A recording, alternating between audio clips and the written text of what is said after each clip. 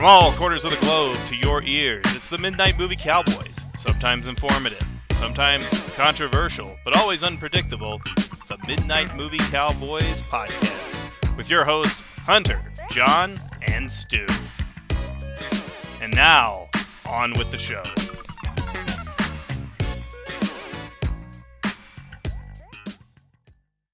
Hello, everybody. Welcome to the Midnight Movie Cowboys, and we are covering a movie this week that I think we're actually kind of stunned we haven't covered before because it seems to be in our wheelhouse. But with the news of Bruce Willis retiring from acting because of some sad medical reasons, we decided what the hell, we'll just do a Bruce movie this week, and we'll do one that a lot of people love to hate. So maybe give it a little love and maybe a little more hate this week. But with me this week is Stu, and yes, there you go, Stu. The Hunter is not available this week. He's working with his students, and I think they got a film festival coming up or something like that. But anyway, Stu, I guess we got to do the obligatory whip out our junk here. You want to go first? Yep. And I just want to inform new viewers to us on YouTube who will sit through the first 15 minutes going, what are these guys showing things that they bought? We do a segment at the start called Whip Out Your Junk, which it's just what purchases were made, etc., etc. It's not showing off. It's just showing you what's out there and some things that may have gotten through the cracks that you don't know are out there. That's all it is. So just bear with us. It should be it should be about 10 minutes, this one. And then after that, we'll be straight into the review of Hudson Hawk. Right. So I will start off. I've got quite a few, but I will whip through them real quick. Okay. And I need to, remove my background for that before I forget, make a fool of myself. Background, none. Okay. So now I'll be able to show you. So first up, we've got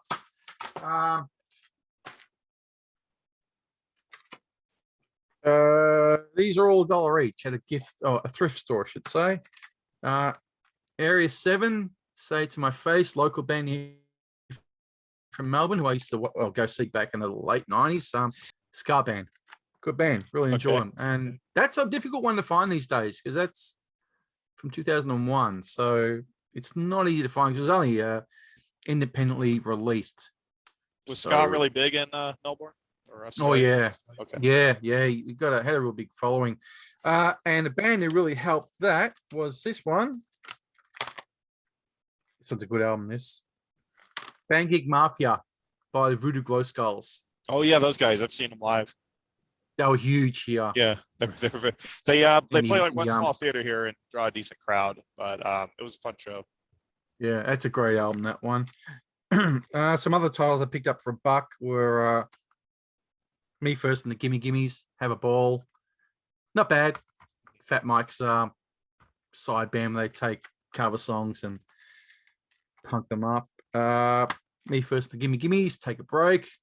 Another good one. This one I picked up for $1 as well, and it's not so great. It's all right. The singing is really friggin' annoying. Legwagon's Hoss. What else have I got? It's like 90s Punkorama. It's so hard to find. It was, yeah. The thrift store in the CD section, someone just must have offloaded all their 90s pop punk stuff. I'm like, well, for $1 each, I'll pick them up. I mean, granted, the covers are in really good shape. The discs, yeah. I mean, they play. Right. They play through, which is. They're on some skaters. If you're looking for pristine quality, not going to happen. Oh yeah, they were on some skater's floor in the end. Right. Who thought, nah, I don't want these. But and obviously couldn't sell them on Discogs because no one's going to take them in the state they were in disc-wise. But hey, they played, and I don't give a shit. If I ever get a JFJ Easy Pro machine, which I want to, then I'll fix them up via that. But whatever. This is one that I've been looking for ages, but it's so hard to find. Had to get it from a Discog seller in the UK, sent to Nesbitt's house. And then there's the on Send It to Me. Eve's Plum, Envy. There from 94, I think it is. I saw them live. With Colin Fitzpatrick. Yeah. You saw him live? Oh, wow. I saw them open for later to become Vitamin C. They opened for, I believe, My Life with the Thrill Kill Cult. I saw them open for them.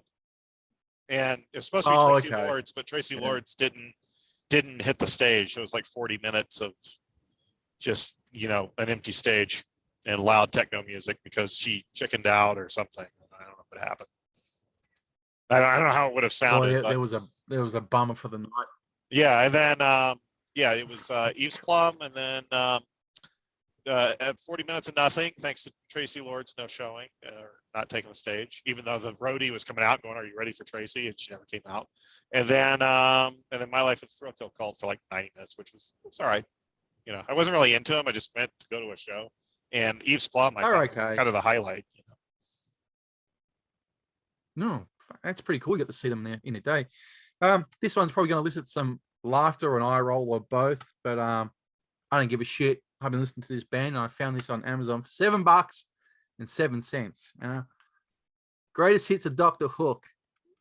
I love me some Dr. Hook. Well, they're cool ass band. There's something to say for some fun old boomer music, Oh yeah, definitely. Yeah. As predicted, the new Ghost album, Impera. I still haven't listened to these guys. Get off your ass, man! I think you'll actually like them. I probably will. They actually sound like they're up my alley, but I just the time to listen. If you listen to the two first albums, they're more like darker, hard rock, heavy rock. It may not be your cup of tea. The more poppier phase they're going through now in the last sort of 5 years or so is way better, more up your alley, I dare say. Last up, I got two books. This is a book that Nesbitt sent me, which is very, very, very cool, called Shock Horror, and out of print. But what it is a book full of video nasty posters. Oh look, there's one for Fight for Your Life. Oh yeah, connotation that is to the MMC. Don't know if I've seen that one.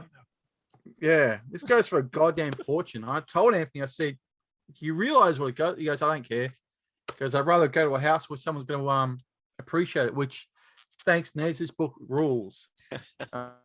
And he's got some more coming towards me. Some other ones like that, but for adult films, which I can't wait to get. And I have one more book, which I should have grabbed earlier.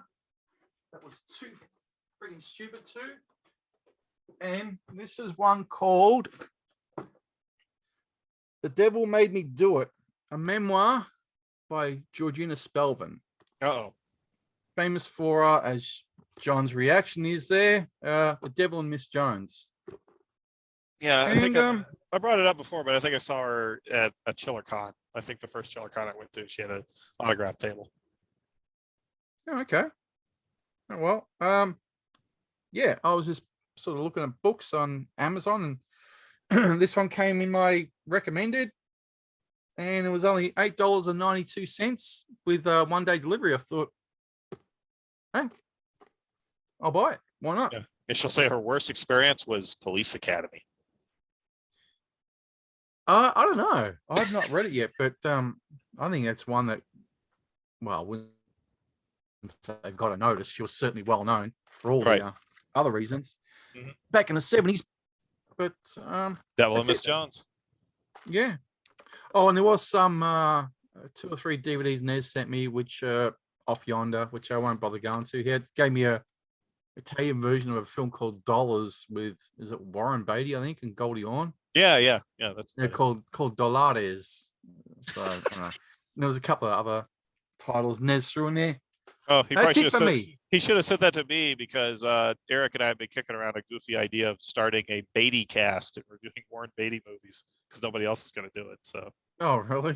Yeah, I just also question this mystique of Warren Beatty, which we don't get at all. So it's very hard to figure out. Yeah, well, we spoke about that on the Parallax View episode, didn't we? Yeah, and He's- even Dick Tracy, I think we got into that a bit. Oh yeah, And that's right. I wasn't on so that it's an one. ongoing mystery. So we were thinking, hey, people who've never seen Al Pacino movies are doing something like Pacino Cast.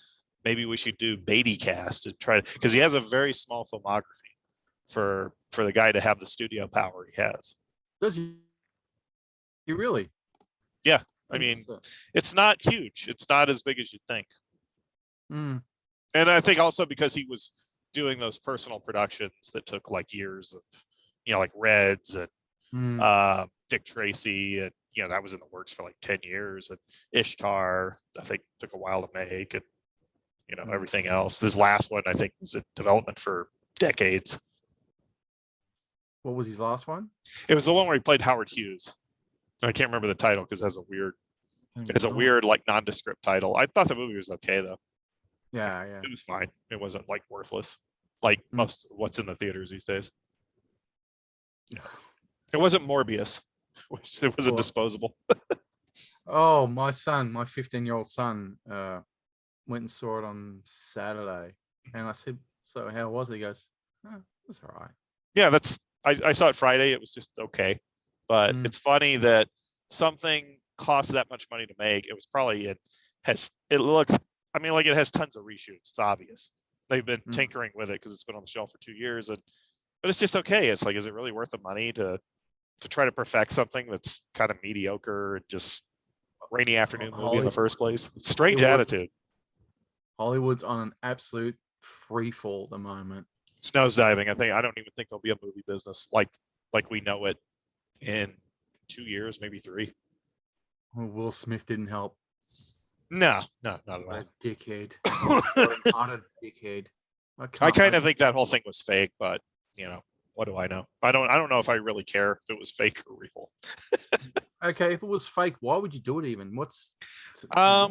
My thinking is it was fake because they needed somebody to talk about the Oscars because the ratings have dwindled to nothing lately. I mean, they probably barely match the average episode of The Good Doctor on American television. So it's like they needed something to get people talking. And I noticed the ratings shot up. They were up this year.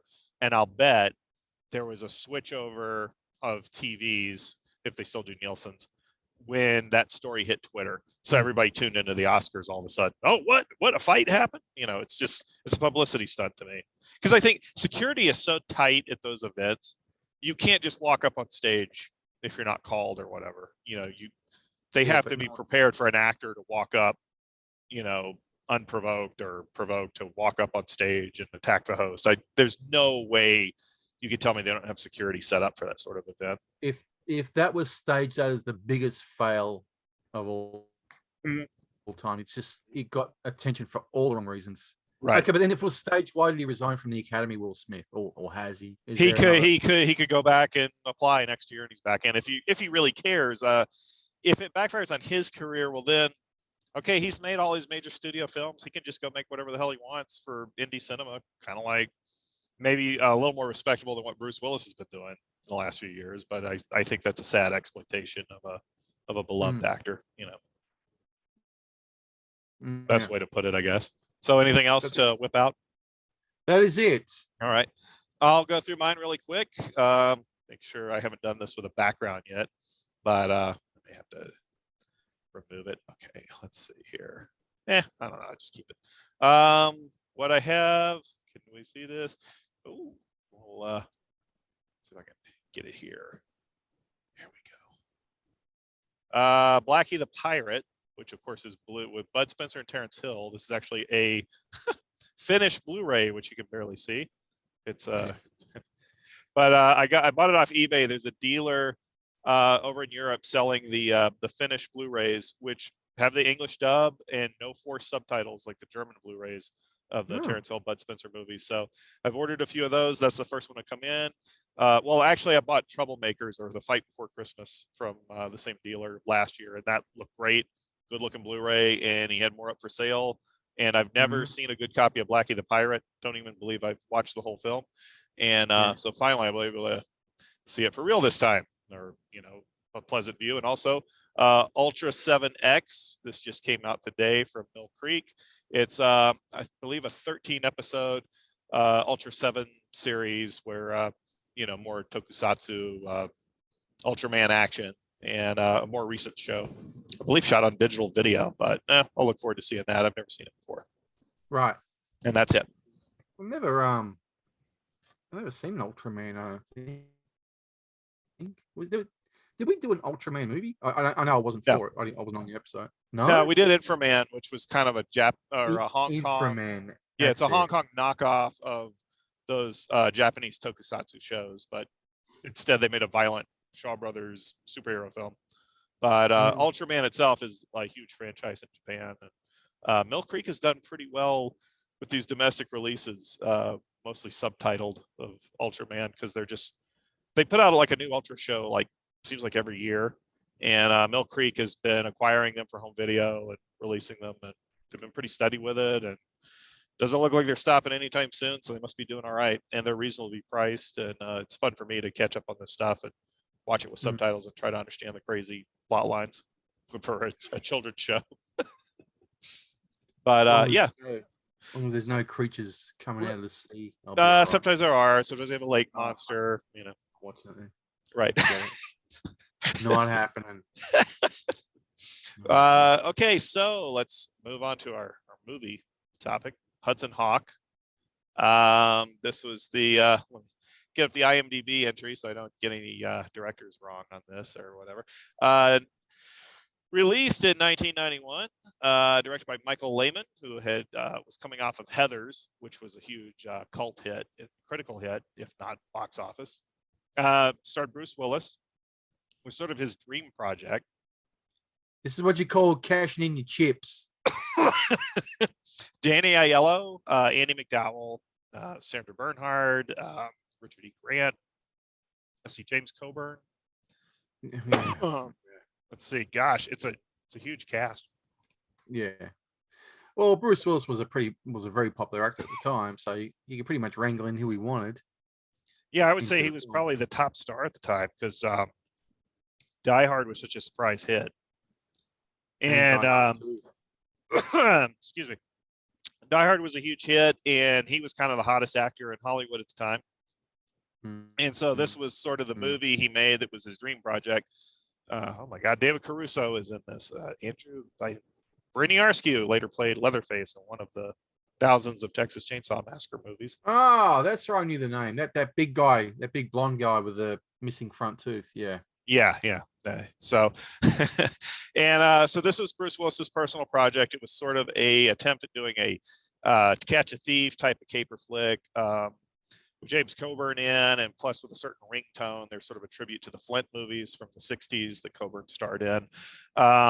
It's produced by Joel Silver, so it's very over the top of the action and stunts. You get a lot of that, but you also get a lot of weird black comedy thanks to the screenwriter Daniel Waters, who had written Heathers and did a rewrite of this. I think Steven D'Souza did the basic script with the skeletal script, I imagine, and then Daniel Waters came in and wrote all the really dark humor stuff. It seems like an ego trip for Bruce, I guess, because it was co-written. He devised the story with a friend of his who was a musician, who came up with a song. I think actually wrote the song Hudson Hawk or something. And this is the only thing they ever did in writing that we've seen in credits. And it's very designed to Bruce Willis's quirks. It's got him singing because he fancied himself a singer at the time. This was, I think, right after the return of Bruno HBO special. I picked it up for $1 years, and I thought, oh my gosh, okay, I've got to try it out for $1. This is when that whole boom of let's just discard vinyl and throw it out the door for next to nothing. Right. So you got him winking. Doesn't he like wink on the cover? He's got that side view of himself. He's got a side view, like yeah. He's like, does he sing with the Temptations or no Pointer Sisters or something like that? It's respect yourself. He's like, or Four Tops. I don't know, one of those bands, but it was not good. It's kind of boomer soul music worship at its worst. White boomer, blue-eyed soul. But I mean, Bruce was likable. People let him get away with a lot. He was doing the wine cooler ads, which I think kind of made him popular outside of Moonlighting. Moonlighting was already a very successful show. That's the thing I wanted to ask you, John. How? I think Moonlighting's absolutely boring. I don't like it. Well, you have to remember what TV shows were like in the 80s in America. You have to think in terms of, we didn't have all the British shows people talk about. We didn't watch those unless you were like somebody watching PBS. Moonlighting was the first like detective show similar to Remington Steele, but it was edited like a movie. Like when Bruce Willis and Sybil Shepherd would have that Howard Hawks style banter back and forth, like His Girl Friday. It was fast cutting. There was like movie level photography. The way they did the editing, they would use like real music, like Miami Vice and Hunter. Those were two shows that were using the actual music and not those kind of. We've talked about it before, but they had the kind of fake cover versions in American TV shows, like Mike Post and Pete Carpenter are singing a Huey Lewis song, and you're supposed to not notice it's not really that song. It's get around the legal rights of using right. music. They don't have to pay a royalty to the performers. Yeah. They just have to pay to the songwriters and the publishing or whatever. Yeah. And the Moonlighting would have like the real music. It would have guests like Whoopi Goldberg, who was for some reason had a hot movie career at the time. It had a unique style, but the problem was what made it unique was the perfectionist that Glenn Gordon Caron brought into the project. He was a Remington Steele writer who sold this. It's basically a ripoff of Remington Steele, but he sold it to ABC, and he was also a perfectionist. So the rumor at the time was they had constant delays with new episodes, where you saw a rerun of one episode maybe 4 times in a year. That's how bad they were having to resort to reruns because episodes were delayed. And apparently the tabloid stories were always, well, Sybil Shepherd and Bruce Willis hate each other. And that was believable. They didn't get along. But, that's what I heard, yeah. Leads of TV shows never get along. The truth is, I mean, it's your coworker. You got to deal with them all the time. You don't have to be pals. It's not the Flintstones, and so, but then there was this one tabloid story that said Glenn Gordon Caron was the reason for the Moonlighting delays. The guy was like a perfectionist. He was doing the Stanley Kubrick thing of 30 takes until it's perfect, pissing off the actors. He was probably ginning up the tension between the two. That's the only story I read about that. Glenn Gordon Caron went on to have an unspectacular movie career. I don't think it ever launched really. And then he did more TV shows. And then I think it was last year, there was a story published saying that Glenn Gordon Caron was the most abusive TV producer to work for. And I thought back about that Moonlighting story, and I said, so he was the reason Moonlighting was always screwed up. And so Moonlighting was this. It wasn't like a massive mainstream hit like The Cosby Show or even Miami Vice, but it had that strong following with adults who liked watching an adult mystery comedy. And after a couple of seasons, it took itself too seriously. They started reading all their critic reviews and believing in themselves too much, and they made it unfunny and unentertaining. There was an attempt to go back to the comedy in the last season, but it was too little too late. They'd already alienated the audience completely. But Willis, meanwhile, did Die Hard, and nobody thought that was going to be a hit. They were like, why the hell they signed this guy to do an action movie? Yeah. And that ended up being the big surprise smash hit, critical and box office success. Somebody saw something in him. There was some potential there. And but the problem was when he made Hudson Hawk, the press was already against him the year before it was released. It was in production, and there were all these stories like talking about how this is going to be a disaster. And Bruce Willis has demanded that they rotoscope his hairline, like, because I guess his hair was thinning, but we could all see that. And they claimed that they were rotoscoping hair on him. And the thing is, when you see the movie, I mean, it's the same hairline you see in Moonlighting. So what the hell are they talking about? He's got his hair cut so short it doesn't even matter. So, and I realized Bruce Willis campaigned for Republican candidates at the time. He was openly Republican, and he had made some quotes, and you could still be a Republican in Hollywood back then somewhat, to a certain level, but it did turn the press against you. And then he said something that unions were the reason that movie budgets had gotten so high. And that's when I noticed the press really went after him. But the thing was, he was right, because after he said that, and I kind of noticed a lot of Hollywood movies were being made in Mexico and Canada to avoid union costs. So he was totally right, but everybody was mad at him because he told the truth, or for whatever reason. And also, I think there was there was also a backlash because it was Joel Silver, and I think he was getting a bit of a bad rep as the excessive producer. And there's cocaine flowing on the set. I mean, if you've seen True Romance, right? I think it's Saul Rubinek is playing a Joel Silver stand-in in that movie when Christian Slater goes in. He's like, yeah, bring him home in a body bag is a Vietnam classic. That's, Saul is basically playing Joel Silver. I think it was Saul Rubinek. I can't remember. Yeah, and okay. The memory didn't fail me that time. And so when this movie came out, the critics just thrashed it. I mean, they were ready to just go at it. Now, people who saw it opening weekend, just average folk, everybody I talked to who saw it enjoyed it. But the problem was the studio got cold feet promoting it as for what it was, which was a comedy action spoof, meant to be laughed at, not taken too seriously. And they made it look like it was Die Hard Part 5. It was like, if you want action, catch the hawk and all. That's like, no, it's like, this is terrible. You're going to have so many people pissed off thinking they're getting some badass Bruce Willis action movie. And they go see this thing where Danny Aiello and Bruce Willis are acting like Bing Crosby and Bob Hope in a road picture. Yeah. And what did you think of the pairing of Aiello and Willis in this? I loved it. I loved Danny Aiello, and I thought they had good chemistry. They came off like old friends, and I think they were.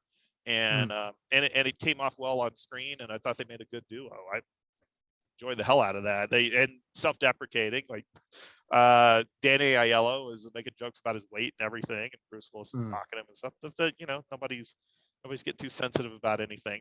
No egos are being placated. It's this John. When I watched it, I just said, "This is not funny." The jokes fall flat. There's no. I don't know. I just found myself shaking my head a lot, going, "Oh man, this is just dying. Cuts by 1,000 deaths every moment." It's just. Well, I see what you mean, because it's very early '90s gallows humor, which was starting to get mainstreamed a bit. And when I saw it, I thought quite a bit of it was funny, but there were jokes that fell flat. Now, watching it this time, I hadn't seen it in 20 years, or maybe 12 years. Those jokes still fell flat. Some other jokes didn't age well because they're too dark, too sick in a way. And yet other jokes were fine. But it's very kind of New York, mean humor, New Jersey, Northeast humor in a way. It's different from, say, you watch a movie set in the South or even the Midwest or the West Coast. It's like the humor is very, very dark Northeast stuff. And there's a lot of inside jokes, like what Willis says to Frank Stallone. Frank Stallone plays a mafia. Oh, yeah. The direction is so easy, even your brother could figure it out, or something like your dumb brother. So it's like there's a lot of inside gags like that, and some of it works, some of it doesn't. But I've seen the movie too many times to really judge it on whether or not the jokes work, because once you know the jokes, then those don't always work the fourth or fifth time around. I could have problems with the Naked Gun watching it now and say, oh, this gag, back to school, maybe, but those jokes tend to hold up pretty well. But Fort Fairlane holds up though. Fort Fairlane always holds up. Yeah. And that is because Daniel Waters, that had two of the same screenwriters, I believe. Daniel Waters has a lot of humor in Fort Fairlane, and it probably works better there with Dice Clay because his character is a real, like, we're not supposed to find him charming anyway. But Willis, we're supposed to find charming, so your Bruce Willis tolerance factor is going to be heightened for this, depending on whether or not you like him. If you don't like Bruce Willis, you're going to hate this movie. I just found every single damn scene with Sandra Bernhardt and Richard E. Grant to be unwatchable. They're awful in the film, and HD does not help. Oh boy, Sandra Bernhardt is fierce in HD. It is hard. She's horrifying in HD. It's like this monster. It looks like in like Aliens, when the queen is like coming at Sigourney Weaver. That's what Sandra Bernhardt actually looks like in HD. She's not not my type. Let's say Yeah, that much. grotesque. I'm sure I'm not her type, but still, yeah. Yeah, no guy is her type apparently. But Richard E. Grant is very obnoxious. He's a bit too heightened. Supposedly, like Michael Lehman, the director of Heathers, directed this, and I think he's actually said that Bruce Willis and Joel Silver were actually directing it. He was just kind of paid to sit there. And another George P. Cosmatos. yeah, huh? yeah, pretty much. And see, he was hired because there was that trend at the time. I've mentioned this before. After Batman was a big hit in 1989, the strategy with big studios was put these kind of nerdy egghead directors to direct your action film. So, and Michael Lehman was in the Tim Burton mold, and so they had him directing the film to say, "Oh, look, we got our own Tim Burton here directing this, so it'll do Batman numbers." They have weird strategies, those studios. I think if Rennie Harlan had directed this, it might have been a bit more competent for the pacing and stuff. But Stop putting that man on a pedestal. He's hopeless. Well, He's yeah, now hopeless. he is. He's just horrendous. But well, yeah, with Die Hard 2, he could work with Bruce Willis, but I don't know. Hudson Hawk, maybe comedy's not his thing. Maybe Ford Fairlane just benefited from a perfect script with the perfect lead. Ford Fairlane was the anomaly. It was just it shouldn't have been a hit. I mean, it wasn't a hit, but it shouldn't have had this cult following, I should say, years later, like it does. Yeah. So that was just I don't know what the components were of that made it such a, still a funny film 30 years onwards. That it is. And maybe because it was underappreciated in its time, because there was an automatic you shouldn't like this. God, it was maligned. Yeah, that it was hated because everybody was out for Dice, And he's even said on like different interview shows, he's like, Fox pulled the movie. They were scared. It did really well the first week, and then they pulled it. But Hudson Hawk didn't do well. It was often, it had replaced Howard the Duck as the flop. If you said, or you want another Howard the Duck, it's going to bomb like Howard the Duck. Then it became, do you want another Hudson Hawk? Do you want this to bomb like Hudson Hawk? It was just like, the thing that saved Hudson Hawk was Cutthroat Island a few years later. Yeah. Cutthroat Island then became the defining bomb. And but Hudson Hawk, I think, built an audience on home video and cable TV airings. And Bruce Willis said in an interview like 18 years ago, he did for Ain't It Cool News. Remember when they had that brief time where Stallone did a Q&A with the fans on Ain't It Cool News? Bruce Willis did one at Stallone's encouragement. And they asked him about Hudson Hawk, and he says, I am pleased to say, he goes, Hudson Hawk has turned a profit. It is no longer a bomb because of the cable TV and home video sales. So he said it finally made its money. And he said something on Charlie Rose back then where he said, I don't think any movie ever really fails. He says, I think people eventually see the movie. They'll see it on TV. They may not go see it in the theater, but they're going to see it on television. They're going to dig it then. I think he was talking about the way Hudson Hawk and maybe some of his other movies had like stronger followings on home video or TV, which is something we act like movies, like the theaters are the end all be all, but they really aren't.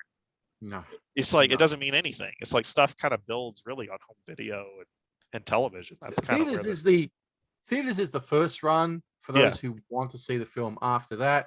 Right. It's all about home video after that, because home video, once it's out, it's out. It'll have multiple releases over the years, DVD, VHS, streaming, Blu-ray. Yeah.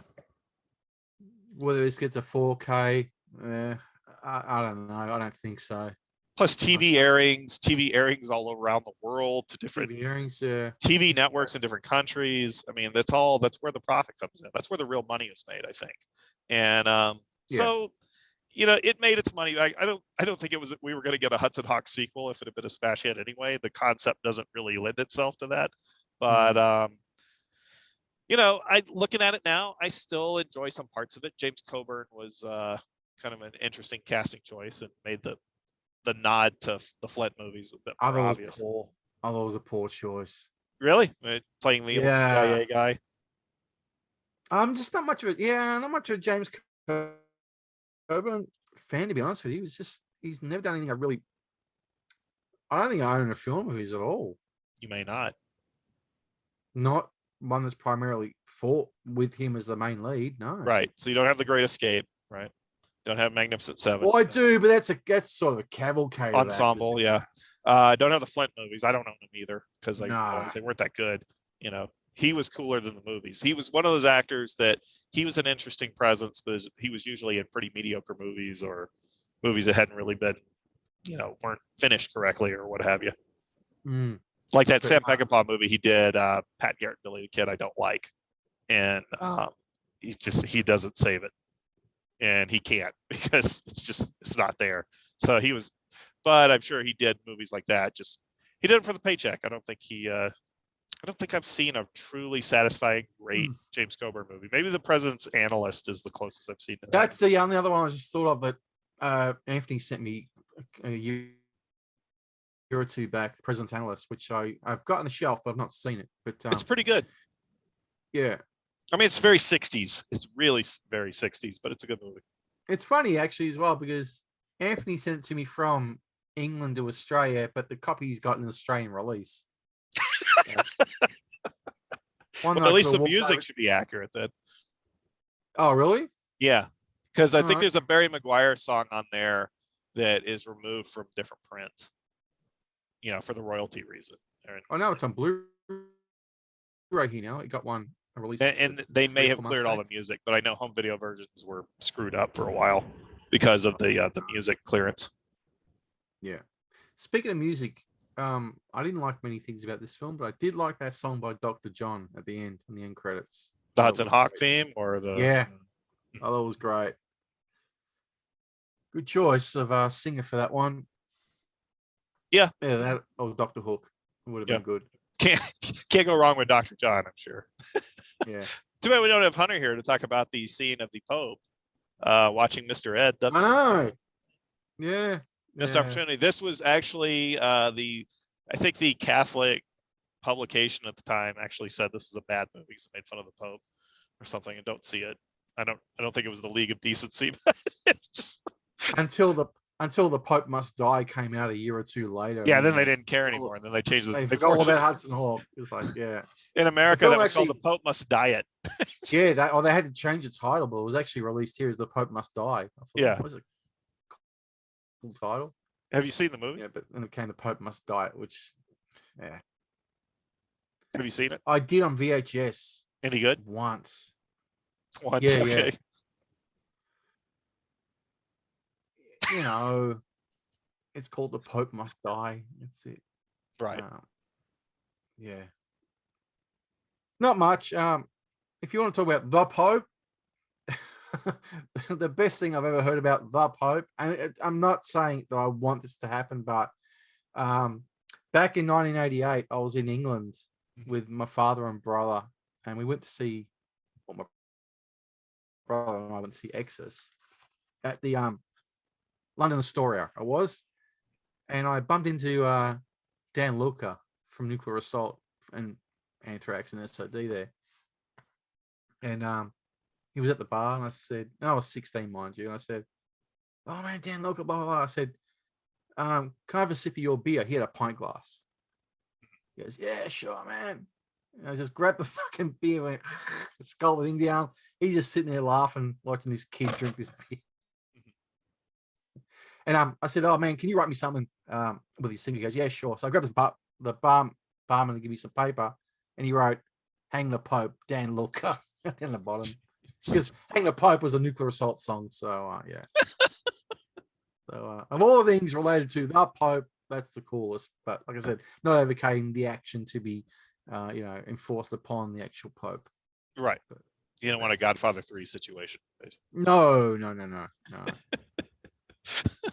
But yeah, the movie itself, it's like I enjoy it. I would rather watch it over again than Die Hard, simply because Die Hard is one of those structural films you really have to pay attention to everything, and you have to sit down and watch it solidly. Hudson Hawk, you can just run as background noise, and you could look up and see a fun scene, kind of like a Roger Moore James Bond movie. Like, they're not really perfect, but there's always something to look at on them. And so I never hated the film. I always kind of enjoyed it, and always had a copy on my shelf. And I've never disliked the movie in any way. I think I even have the Varese Sarabande soundtrack CD somewhere on my shelf. Oh, you do? Mm-hmm. which I think is rare now. So yeah, they usually didn't last those very long. Those soundtracks, they would come out, then they would disappear. I know I've got from that label, I've got Halloween 1, Halloween 2, Halloween 3. And I've got, I think, the Desperate Hours, the Mickey Rourke film. right. That I think mean, they're the only CDs that are very collectible after a certain point because they never come back in print. I don't think they ever do. I keep hoping they'll release the soundtrack for the Code of Silence, the Chuck Norris movie, because I love the soundtrack to that, but it's never had a CD release, just one vinyl album release. And I may have to break down and just get the damn vinyl record off eBay next time it's available. And soundtracks, it's funny you mention that. Soundtracks tend to be the ones where a subsequent CD release years later doesn't happen. When you mentioned about Code of Silence, it reminded me of Night Shift, the Ron Howard film. It's only ever had a vinyl release. I mean, I've got it, right, but I know there's a lot of people out there screaming for a CD release, and there's probably a a Putin mafia pressing plant that's got it on CD somewhere, but it ain't the official thing. Yeah, I think all my Susie Quattro CDs came from a Russian pressing plant, so I guess I supported the Putin KGB when the war in the Ukraine. Man. Yeah, man. Support the execution, all the war crimes on the Ukrainians. I think my Slade collection came from Russia as well. So because they have, that raises an interesting topic or an interesting point. If all these things are available, I know there's stuff out there because I was on a site that has a lot of lossless music, etc. Going, wow, all these albums are out on CD. I had no idea. So I went on to Discogs and checked it up. And the only release is one that says this release has been blocked from sale. The only ones that are blocked from sale over on there are Russian counterfeits. So my question is, why are these albums not on CD yet? To combat the piracy out there. It's hard to say. I have no idea. Yeah, it just doesn't make any sense. I mean, I think there is such a lack of interest in back catalogs from younger generations. They just don't care. They just download a tune on their phone if they want to hear it or go to YouTube. That it's kind of like the Gen Xers and the Boomers that are still buying these, and we're not getting any younger, and we're dying off. So there's just not this great, like, I would think a Slade box set or Susie Quattro box set would be a natural, but I realize, oh my gosh. It's like, well, the people who love Susie Quattro in the early 70s are in their 70s. So it's just like, it's probably just seen as a doomed market unless you can somehow get a comeback or reignite interest in her music, which would have to be, a song would have to be featured in a Quentin Tarantino movie or some equal blockbuster to get people interested again, or a TV show. That seems to be what drives the sales of everything now. Is like, is it in a movie? Oh, okay, there's a new interest in the Beach Boys, whatever. Like after the Lethal Weapon 2, wasn't it, with the Beach Boys suddenly got with Kokomo? Maybe. That it sounds about right. Yeah, I think you're right. Yeah. But getting back to, and Susie Quattro, the only concert I ever walked out of because I was just absolutely bored. Well, she's probably too old to be on stage, I'm sure. I don't know. Oh, that was 99, 2000. So it was 20 years ago. She was only about maybe early 50s, my age. Well, the time to see her would have been the 70s when she had the. Oh, of course. Yeah, the hand-picked band included Duke Mitchell's son, of all people. And the Chapman Chin produced albums were, the regular thing and everything. That would have been the time to see her. She would have been amazing then. Oh, for sure. Yeah. But get back to the soundtracks. I mean, there's no reason why, obviously besides money, where a company couldn't say, right, we're going to take the Code of Silence soundtrack and we're going to make a run of it on CDs, of 1,500. Right. And once the 1,500 are gone, that is it. We're not printing anymore. Don't ask. Not going to happen. Get it now. Get it, because it's going to be worth something in the future. There's only 1,500 in the world. Same with Night Shift. Same with plenty of others out there, I'm sure, have gotten vinyl only releases, back in the day, and nothing else after it. Yeah, it only seems to be the ones like Goodfellas with all the songs there that's going to sell, and ones like what ones have I got? Ghostbusters, Heavy metal. Yeah, that's another one that would sell because of all the the songs on there. I would say that soundtrack is probably more popular than the movie was. What's that Cheap Trick song on there? Reach Out, which is not on any of their records. Holy shit! It's like their best tune, and it's not on their records. Yeah, but bit better than Up the Creek, the song they did for that. I mean, they hate it. Rick Nielsen said, "Don't even ask to play it. It's not happening." They hate it. Yeah. But yeah, I mean, that's the thing that could be done. Which company takes it on? If they take it on, I don't know. I've often thought especially lately, geez, I'd like to start a label up and just re-release albums that are hard to find. The one that I would do first would be the Dizzy Gillespie, Lalo Schifrin and Free Ride album from '77. Yeah, would love to see that. That is such a damn good freaking album. It's fantastic. It's gotten a vinyl only release and it got a CD release in '93 from a German company, and that is it. After that, this thing should be readily available for most of the time, but it's just gone. Jazz albums from the '70s, especially when they got into the kind of jazz rock thing, they're super scarce. They get these limited print runs. The CD only comes out in Bolivia or someplace like that. It's crazy. It's really whack. And that is an absolute gold mine of an album. It's 8 tracks and it ends up 8 or 9 tracks. It's an absolute blinder from start to finish.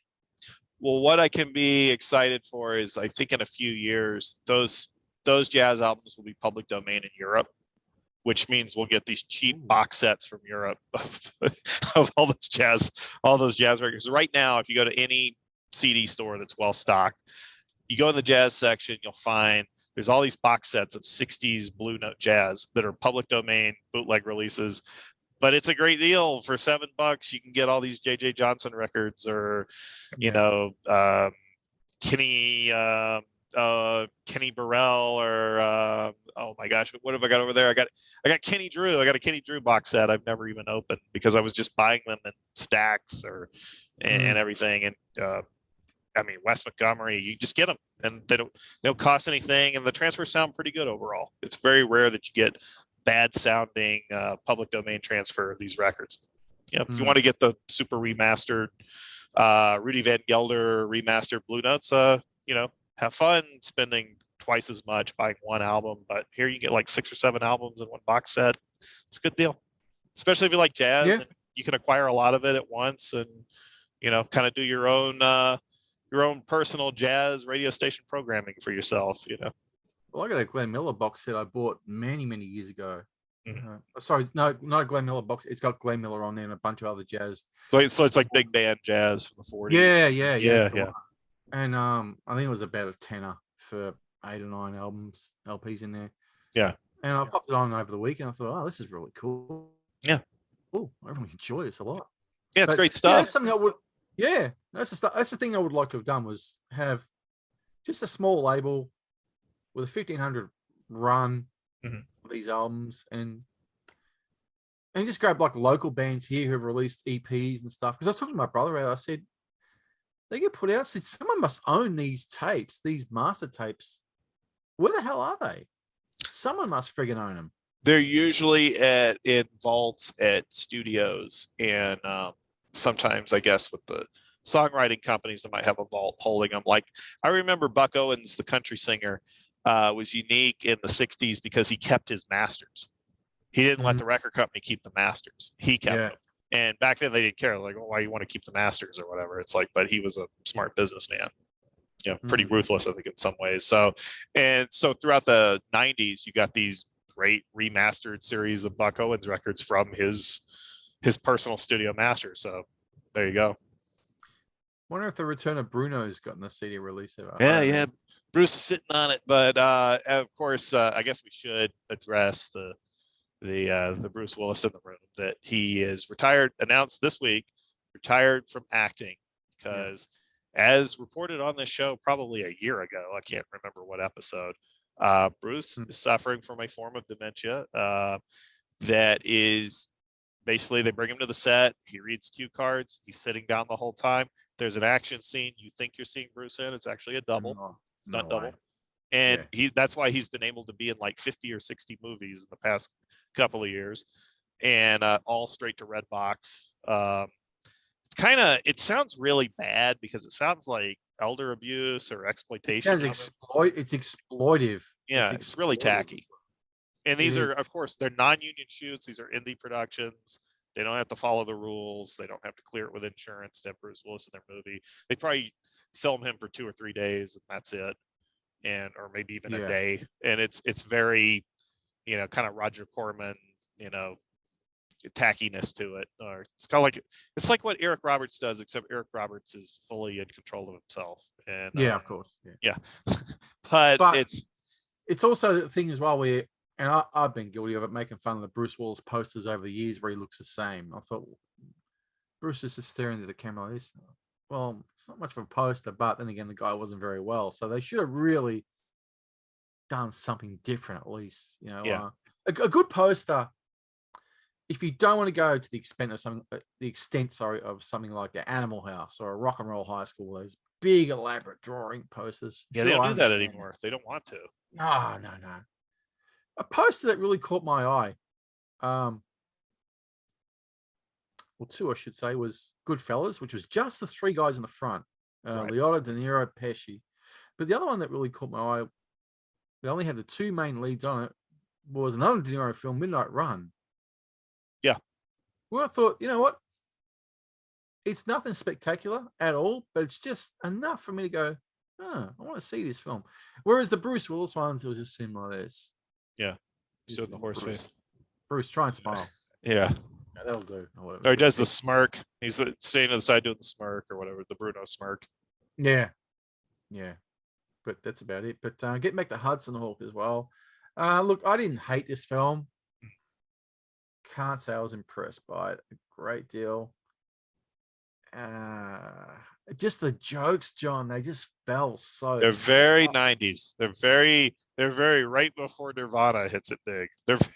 It's that weird era of pop culture that's kind of forgotten. There's this like weird 89 and 91 gap where that type of humor was the in thing to do. This kind of dark, mean-spirited, National Lampoon kind of humor.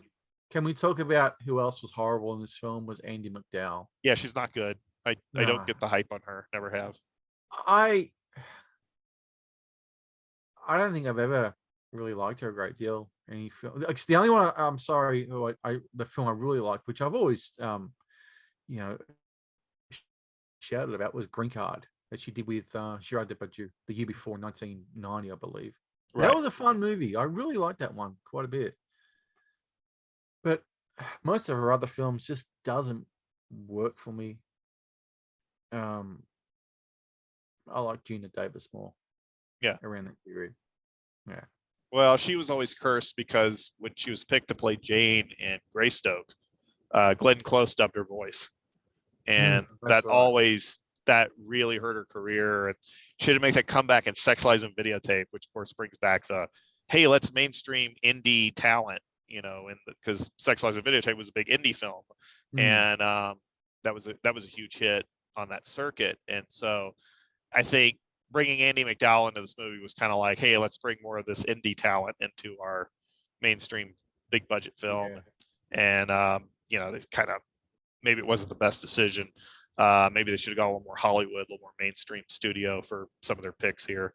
But as is, it doesn't derail the film for me, but they could have picked a better leading lady, I think. I agree. It's just the dialogue was awful. Well, she can't deliver jokes to save her life, so very poor actress. The dialogue overall was just terrible. The one that stuck out for me amongst the many was the one when they were in the the Sotheby's, I guess, auction house. type of thing, and they're bidding on that wooden horse, whatever it was. Right, the Da Vinci horse or whatever. Da Vinci, yeah, that's it. Now, number one, the guy who brought the horse out just brought it out. I'm sorry. If you've seen those things, they carry them out with white gloves. Always. Right. Number two, nobody goes up and just inspects the horse or the item and gives a thumb. No way, not happening. Yeah. You're there, you bid or you don't bid. Right. Not a case, I want to go up and inspect this. No. So, yes, as petty and as picky as that may seem, it niggled away at me. I just thought, it's not, it's not authentic. It's not real. In this film called Hudson Hawk, where they, Bruce Willis goes through a bloody thing and lands straight into a chair and hands the horse over to Frank. Yeah, they did a editing continuity jump, kind of like a comic book or something. That I think that was intentional on how. So weird. And I think I've seen that done in like Matt Helm movies, like the Dean Martin Matt Helm movies. So, I'm gonna go back and do a watch of those and see if there's an editing trick like that. But it was kind of like a continuity gag, like turning the page of a comic book. That's all that was. Yeah. You're not supposed to take it too seriously. But I will point out the funny thing that this movie always reminds me is of an America where getting a cappuccino was actually a big, rare, exotic thing. Was it? Okay. So yes. Explains that joke. We did not, back in 1991, we did not have coffee shops across America. You very rarely saw coffee shops were very rare outside of big cities. And getting something like an espresso or a cappuccino was super rare. Believe it or not. That's all I've ever seen in Australia is Jars coffee. They always had them. Right. Always. And in America, back then, if you went to the grocery store, there might be 4 brands of coffee, and there was no organic whole bean coffee or anything like that. I didn't start seeing those until like the mid 90s. But coffee was just, you went, bought it in a can or a bag. And so this idea of him, all he wants is a cappuccino, is actually, that shows you that this was pre-Starbucks. So coffee shops were not everywhere, maybe even in New York. Where you could just get a cappuccino when you felt like it. Yeah, so that's a funny thing that movie always reminds me of, that like it was a different America, no Starbucks. Yeah, see, Australia's always had a coffee culture. Just very, very big. I mean, God, we got them here in where I live. It's just everywhere. They are everywhere. Yeah, it was more of a European thing, I think. And of course, yeah. And you guys got an extension of that. Like I noticed the French influence on the Vietnamese. The Vietnamese love their coffee products. If you go to an Asian grocery store, you go to the coffee aisle, it's all Vietnamese imported coffee, and they have the craziest selection of different coffee drinks.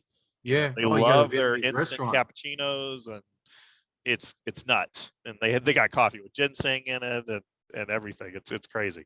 And I always enjoy going to.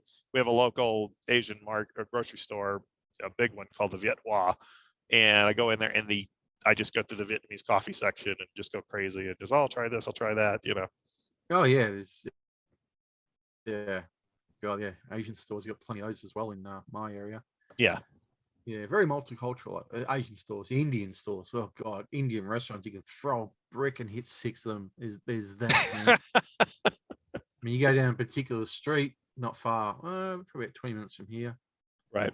It is literally, the street is literally like Little India. Yeah. The whole sort of area is like Little India.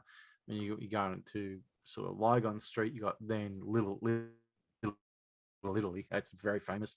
You got Chinatown. So there's no, you got the Greek sector over towards the northern end of the CBD. So it's a lot. Northern end or the western end. I can't remember one another. My geography's terrible. But so there's so many little sectors in Melbourne. Right. There's no shortage of things that you could possibly want. So getting back to what you're saying, seeing things like, the coffee culture with Lygon Street, with the Italians and the Greeks, and just growing up with a Greek coffee in the house. It was just, amongst my grandparents. It shows you how kind of bland the American culture was when it came to coffee. Like we weren't big on it, and then something happened in the 90s or later in the 90s where suddenly Starbucks became a staple everywhere. Well, for instance, how many Indian restaurants do you have near you? Near me, I've probably got 3 or 4. In what sort of circumference there? I'd say, Talking okay, about, like there's 20 miles? one a mile down the road. There's one 3 miles down the road in a strip mall. There's one over at a more nicer upscale place next to a PF Chang. So it's a little fancy, more mainstream Indian restaurant. But they are around, but it's not like we don't have like an Indian neighborhood where you can have a bunch of restaurants or anything like that. Yeah, that little India area I was talking about a moment ago has 14 restaurants on the street, or 15 on the one street. So that's just, and then there's all the ones from my house to there and in between. There's a lot. So wow, if someone who loves Indian food like myself, hey, I love it too. So yeah, well, there you go. You got it made. Oh, dude, and then you got all the Indian restaurant. The grocery stores. There's 1, 2, 3 in about a 1 mile radius. So 1 mile that way, another one that way. Right. There's now let's talk. I want to Vindaloo tonight. Before I go to work. Right. Yeah, but anyway, get back to Hudson Hawk. Look, for me, there really wasn't a great deal in there, and I'm sorry to the people who are watching or listening and going, "Oh, you guys don't talk about Hudson Hawk." Me personally, I can't talk about something I just did not enjoy. So, I don't know, John, you got anything else you want to bring up about it? Nothing else I can recall, because we don't have Hunter here to talk about the Catholic controversies of it. So, no. Well, we can find. Maybe you can do Godfather 3. We can do that. Yeah, there's plenty of Catholic stuff in there. Right. I just remember, like, one of the lines that really fell flat that Bruce thought was cool as hell was the after the Butler character gets decapitated, he's like, "I guess you will be attending that hat convention in July." Oh yeah. And you just know that he thought that was the coolest line ever. They're the jokes I'm talking about. Where they just even for me back in '91, I didn't catch this in theaters. I caught it on VHS as a new release, and thought,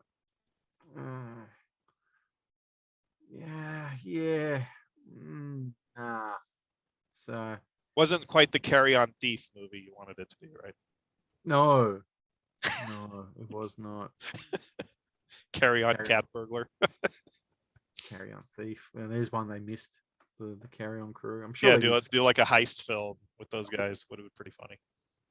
Spying would be about the closest they probably did. I thought that one fell flat for me. So. Yes, but that was that early wave of carry-ons that we spoke about when we did Carry On Cowboy. They just hadn't quite hit their stride, right? Until Carry On Cowboy, no pun intended, where they just clicked into gear, and everything after that was basically just funny as hell. Right. Excuse me. So, but I watched this again. The wife has it actually on 3 DVD sets that she picked up. She's big into those, 5 films of Steven Seagal. Right. She's got a few of those, and then there was a 3 films one she had of Bruce Willis that I was looking at on the shelf the other day. I said, "Oh, didn't even know she had this." It was and it was Hudson Hawk, Striking Distance, and Blind Date were the 3 films on there. I thought, when you brought up, or whoever brought up the Bruce Willis, and you want to do, what was it? What was the other one we're going to do? Bruce Willis? Sunset, I think is what we were considering. Yeah, I thought, don't even know it.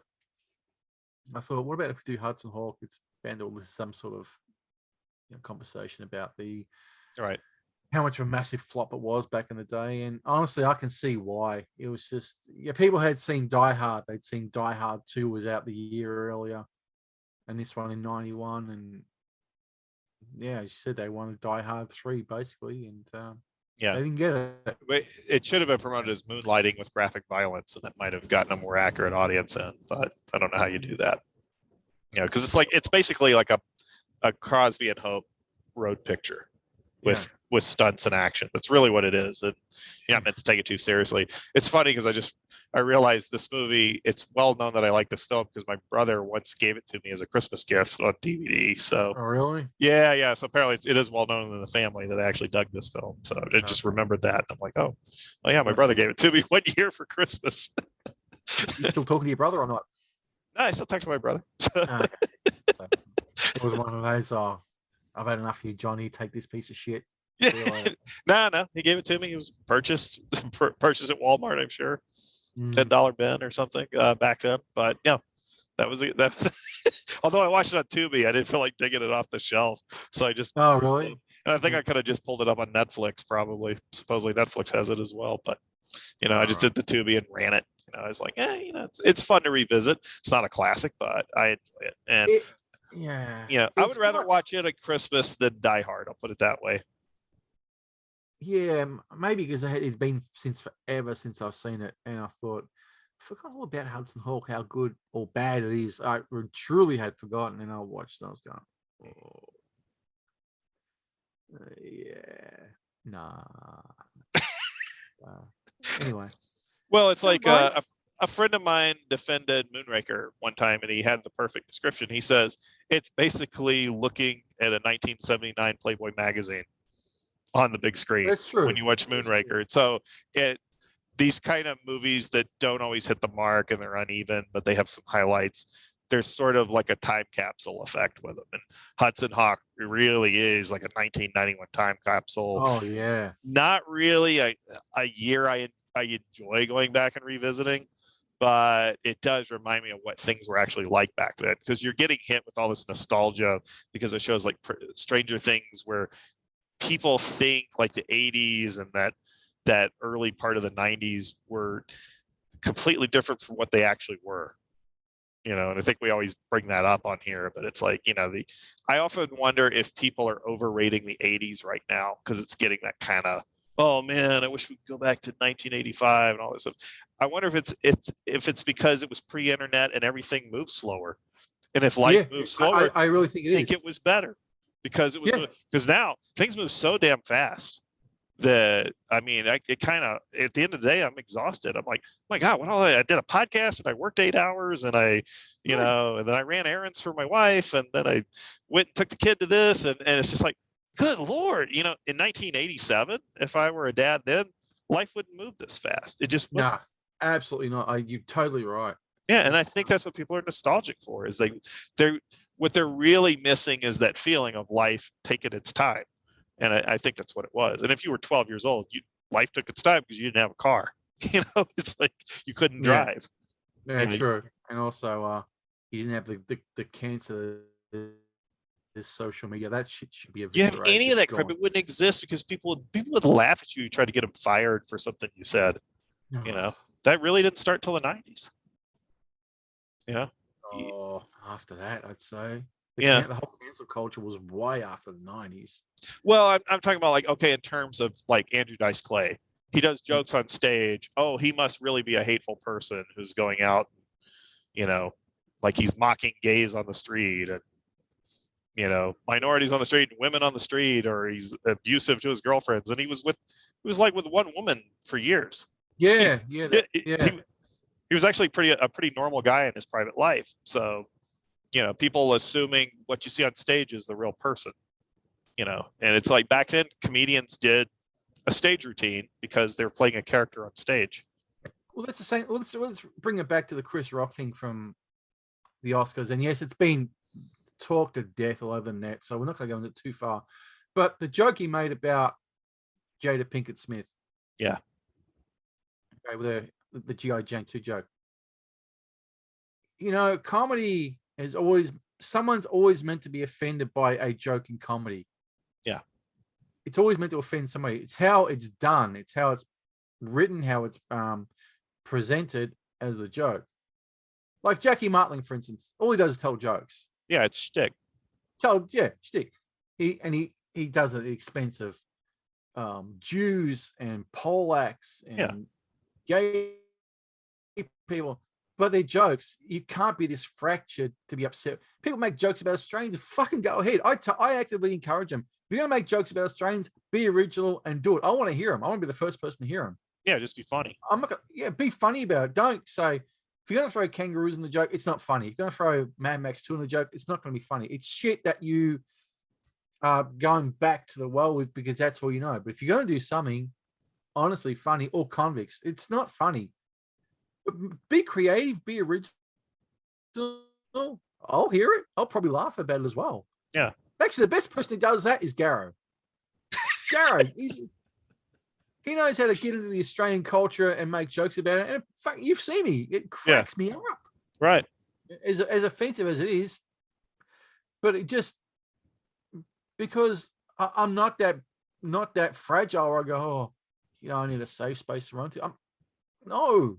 Yeah, I always felt I don't even know if it's big in Australia, but I always feel like it's an American thing, where everybody's being real thin-skinned and acting like children. It's filtered through here. It really has filtered through. Really, that's sad to hear.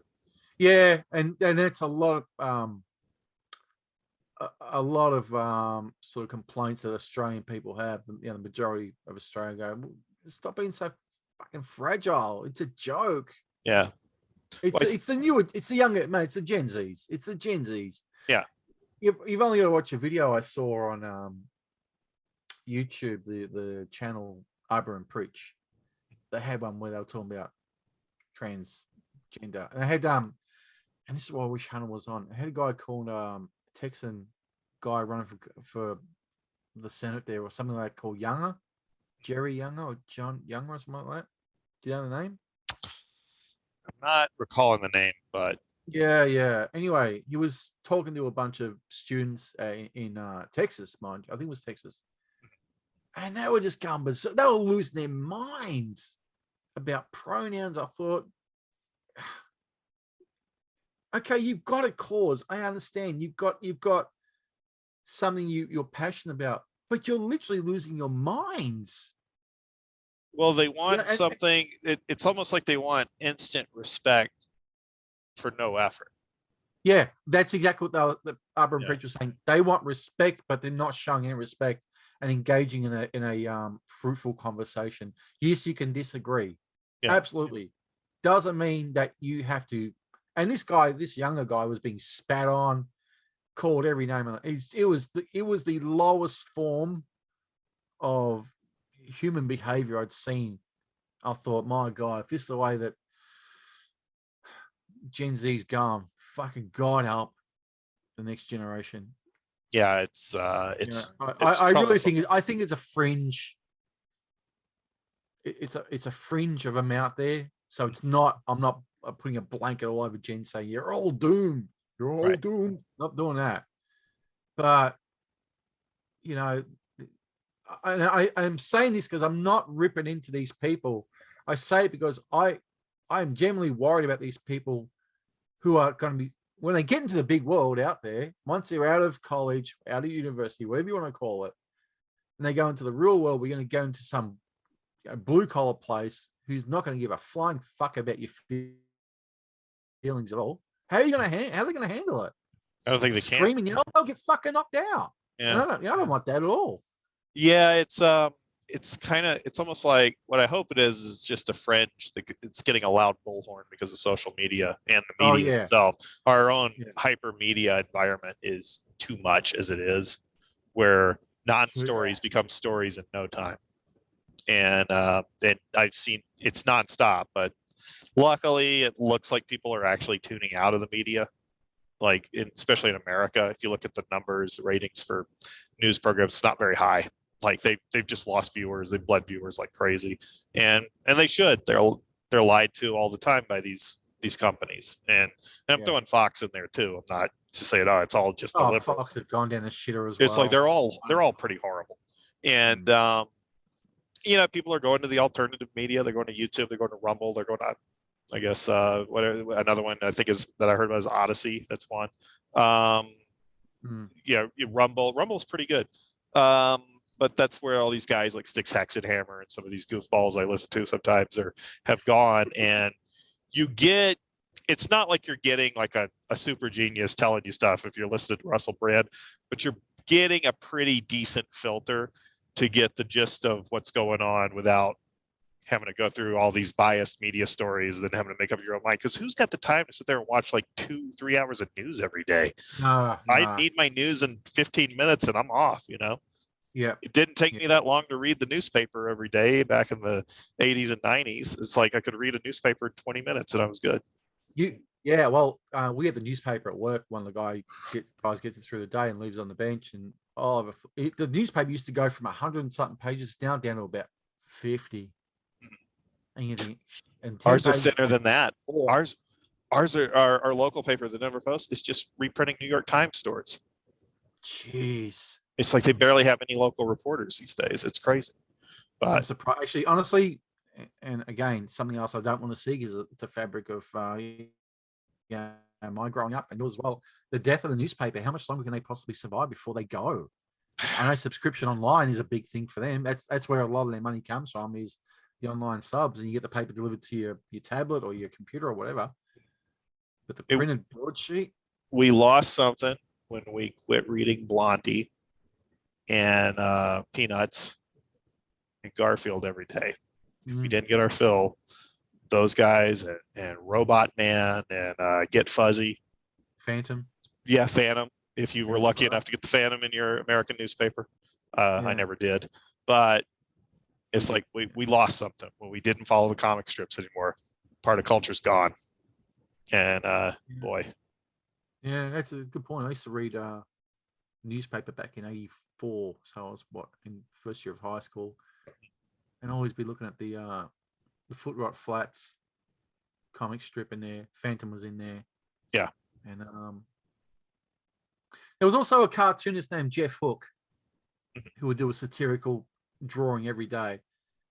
And it was always most likely political. But the thing was with Jeff Hook's drawings, he always drew a little hook somewhere. You had to find the hook. That's a good gimmick. Yeah. But, and then they had guys like Larry Pickering, and they censored him until he fucking carked it and died. And boy, didn't they dance in his grave? It just social media. Jesus Christ! I tell you what, if it went tomorrow and you woke up to the news and said all social media is now being gone, I'd be dancing. Yeah, dancing in the street. I tell you, I just think it's. People can say, "Oh, get off the fucking social media." You know what? I'm only on Facebook for the group. That is it. That is it. If it wasn't for the show, I don't think I would clock into Facebook maybe twice a month at best, just to check on relatives and friends, what they're up to, and that's it. When I got a warning last week about a joke which was so benign as in terms of what they class as hate speech, which was it wasn't even that. Mm-hmm. But I said, you know what? Fuck you guys. I'm just out of here. Twitter I don't bother with. Even with Elon Musk now going on the board of directors and him and his free speech. Be interesting to see what happens with Twitter. Yeah. But to me to run back there, no, thank you. No. I ditched that shit back in the end of 2016, and that was it. Bye-bye. I've locked my account because I got tired of. I got tired of the attack bots pick up on any word you use and come after you, and they don't know who you are. They don't listen to the show, so I don't really care.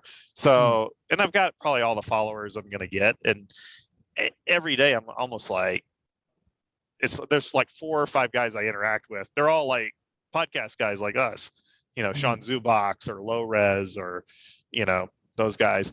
Or Hans, and that's about it. And I'm just kind of like, I think all the people that I follow and they follow me, I think a lot of them are shadow banned, and they actually shadow ban them for locked accounts like mine.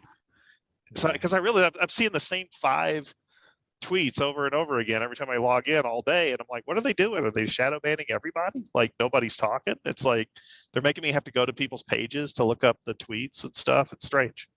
Like I just noticed that in the last couple of weeks. It just doesn't seem to refresh very well. Like I'm seeing tweets from the morning and the evening.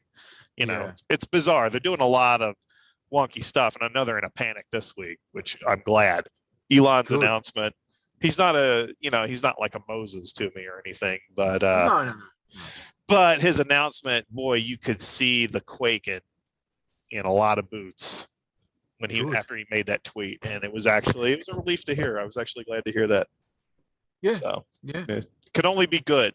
It's not bad. So let's see what happens. Yeah, I'll be watching from a distance to see what goes on. But I'll tell you what, now Twitter is black marked for me. Just no way. It's pretty useless. I enjoy Discord as well. I mean, yeah. But let's wait and see the future of that, how that goes. Yeah, we do have a Discord group, by the way. We do, yes. You're a fan of the show and you want to interact with us. Just And come on whip in, I'll out, pop. you can whip out your junk on the Discord Yes, you can. You and impress us with your shopping do it. purchases. Yeah, whip out your junk section. We've got RCMMC. We've got the movies, politics, music, general. It's all there. You basically feel free to join. The link will be down below in the comments in the info section. And yeah, let's rate Hudson Hawk. Okay. You want me to go first? Yeah. All right. I give it a 7.5. Okay. That's pretty damn high. It's high, but it's probably what I would give your average Roger Moore James Bond movie, See, I gave it a 3. That's high for you though, Stu. That's high for you. That's high for you in an American movie. So there. No. I don't hate American movies. You know that, because one of my favorites is Kiss Meets the Phantom of the Park. I've made that well known over the last 12 years of the MMC how much I love that film, and years before that as a kid. Right. But and Can't Stop the Music and many others as well. I enjoy. They Call Me Bruce, Wacko. Grease 2, is that in the list there? No, not even Grease 1. I'm not much of a fan of that. You gonna sing Let's Bowl Tonight from Grease 2? No. Rockahula Luau, throw those every year in Melbourne. No. Elvis movies, down there are American. I love my Elvis movies. So there's plenty of American ones out there I like. But yeah, that's just a 3 from me. And before we go, must mention Rue Britannia's back. Nez has finally got his he's got his equipment ready. He's got his system up and running, and got the latest one from him. It's the Venomous Anthony as usual, so it's pretty cool. And that'll be at the end after this. We'll have the return of Nez finally to the MMC. So, massive cool. So very cool. Very happy that Anthony's back and finally got a system. He kicked Putin's ass and told him to get the fuck out of here. He's trying to hijack my computer. Got shit to do. Watching Jess Franco movies. Can you believe Nez has now gone through? Last time I spoke to him the other day, he had 5 Jess Franco films to go and he's seen them all. Everyone. Seen them all? All. Wow. What did he tell me? It was 181 or 191 Jess Franco. He's seen them all, bar the last 5 he's got to get to, which by now I'd imagine he's seen, because that was about 4 days ago. 3 days ago, I spoke to Anthony last. Mm-hmm. Couple of days, something like that. He'd be pretty close to the end. That is like Vincent Gallo telling me that he and Johnny Ramone, this is back when Johnny was around, he and Johnny Ramone had a competition to see who could watch more Eurotrash horror films. And he said Johnny would win because he'd watch all those Jesus Franco movies. And he says he'd watch all these Jess Franco movies, and they're all terrible. They're terrible movies. And he says I can't beat him because I can't watch those things. So who was it who said that Johnny Ramone? I think it was him, had a massive VHS collection. Was that you who said that? It's well known. Vincent Gallo told me, but it's also very well known. Yeah, massive VHS. Yeah, he had a gigantic collection. I think he talked about it in interviews. He was watching like 2 or 3 movies a day in retirement. He's like, oh yeah, I watched some movies, then I watched Mystery Science Theater 3000, and like that's all he was doing, was just watching B movies all the time on VHS. Oh man, it's like, it's strange. Just like other people take up skydiving, golfing. Johnny was watching, the brain from Planet Arus or something, or the teenagers from Mars or whatever the hell. Amazing Colossal Man. Yeah. Wasp Woman, he's just watching them he's probably just running them all the time, because that's probably what he watched when he was a kid. It's probably what he went to see in theaters and everything, and in Queens. Well, Joey was out, his Che Guevara fist in the air. Johnny was sitting up watching movies. Yeah, Joey's playing in glitter bands as Jeff Starship. He was a drummer in a band. pants, and he was called Jeff Starship, and he dressed like Gary Glitter or something. Oh boy, there's a bad choice of role model in the end, I guess. All right, mate. Let's wrap it up, and we'll hear from Anthony. And anything you want to plug? Nothing to plug this week. Nothing to plug. Yeah. Okay. Not yet. All right. Well, we're gonna wind up and say catch you later. All right. Peace out. And now, it's time for Rue Britannia with your foreign correspondent, the Nez.